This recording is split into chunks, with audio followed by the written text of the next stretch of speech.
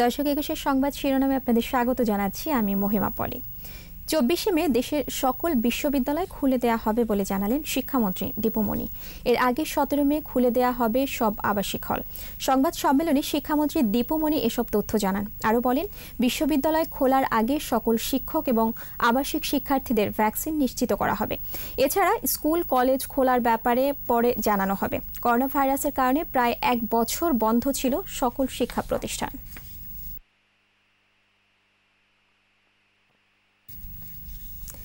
বাংলাদেশে ভ্যাকসিন তৈরির জন্য আন্তর্জাতিক ভ্যাকসিন ইনস্টিটিউট প্রতিষ্ঠার চুক্তির প্রস্তাব অনুমোদন হয়েছে মন্ত্রিসভার বৈঠকে। সকালে সচিবালয় মন্ত্রিসভার বৈঠকে গণভবন থেকে ভার্চুয়ালি সভাপতিত্ব করেন প্রধানমন্ত্রী শেখ হাসিনা। এ সময় বলেন, এই চুক্তির ফলে বাংলাদেশে ভ্যাকসিন তৈরির পথ সুগম হবে। এছাড়া সভায় বাংলাদেশ পেটেন্ট আইন 2021-এর খসড়ার চূড়ান্ত ও বাংলাদেশ জাতীয় আর্কাইভস আইনের চূড়ান্ত অনুমোদন হয়।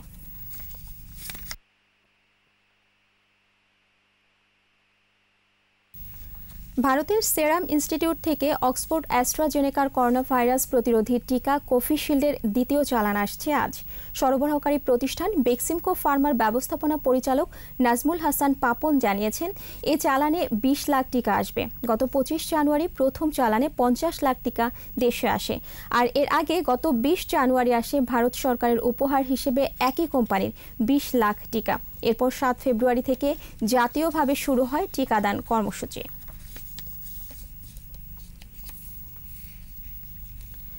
কোভিড-19-এ 24 ঘণ্টায় আরও 7 জনের মৃত্যু হয়েছে। মৃতের সংখ্যা বেড়ে 8,356। দৈনিক সংক্রমণ হার 3.30%। স্বাস্থ্য অধিদপ্তরের তথ্য অনুযায়ী 353তম দিনে দেশে 11,103 জনের করোনা পরীক্ষায় শনাক্ত 366 জন। শনাক্তের সংখ্যা বেড়ে 5,43,717। নতুন 692 জন সহ সুস্থ হয়েছেন 4,92,059 জন। ঢাকা বিভাগে মৃত্যুর হার সবচেয়ে বেশি, 55.94%। ষাটোর্ধ্ব মানুষের মধ্যে মৃত্যুর হার 55.55%। দেশে এ পর্যন্ত করোনা পরীক্ষা হয়েছে 39 লাখের বেশি।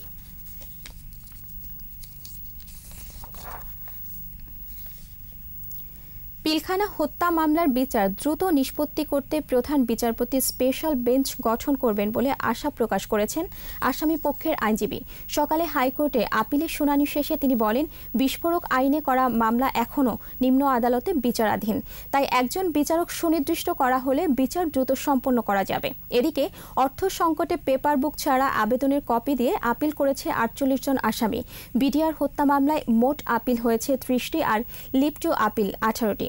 মৃত্যুদণ্ড প্রাপ্তদের মধ্যে আপিল করেছে 53 জন।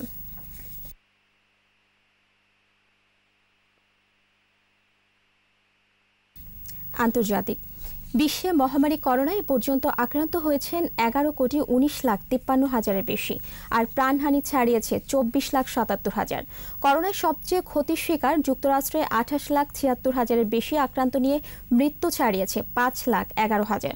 2022 সাল পর্যন্ত মার্কিনীদের মাস্ক পরার আহ্বান জানিয়েছেন দেশটির প্রধান রোগতত্ত্ব বিশেষজ্ঞ অ্যান্টনি ফাউসি। এদিকে করোনা ভ্যাকসিন প্রদানের সবচেয়ে সফল দেশ ইসরায়েল এবার কয়েদিদের জন্য ভ্যাকসিন কার্যক্রম শুরু করেছে। অন্যদিকে লকডাউনের মেয়াদ বাড়ানোর পরিকল্পনা করেছে যুক্তরাজ্য। ইতালিতে সংক্রমণ বাড়ায় আবারও করোনা আইন কঠোর করা হচ্ছে। এছাড়া নিউজিল্যান্ড থেকে আসা ভ্রমণকারীদের জন্য কোয়ারেন্টাইন আইন শিথিল করেছে অস্ট্রেলিয়া। খেলার খবর। ফ্রেঞ্চ লিগ 1-এ ঘরের মাঠে মোনাকোর বিপক্ষে 2-0 গোলে হেরেছে পিএসজি।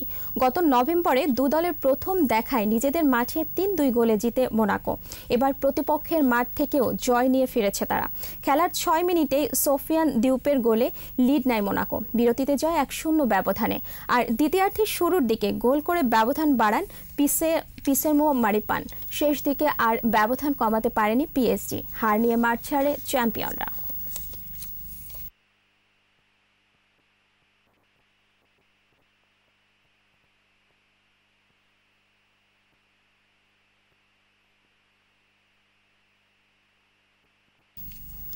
দর্শক, এই ছিল আমাদের সংবাদ শিরোনাম। সন্ধ্যা 6টায় 21 দেশের সংবাদ দেখার আমন্ত্রণ রইল।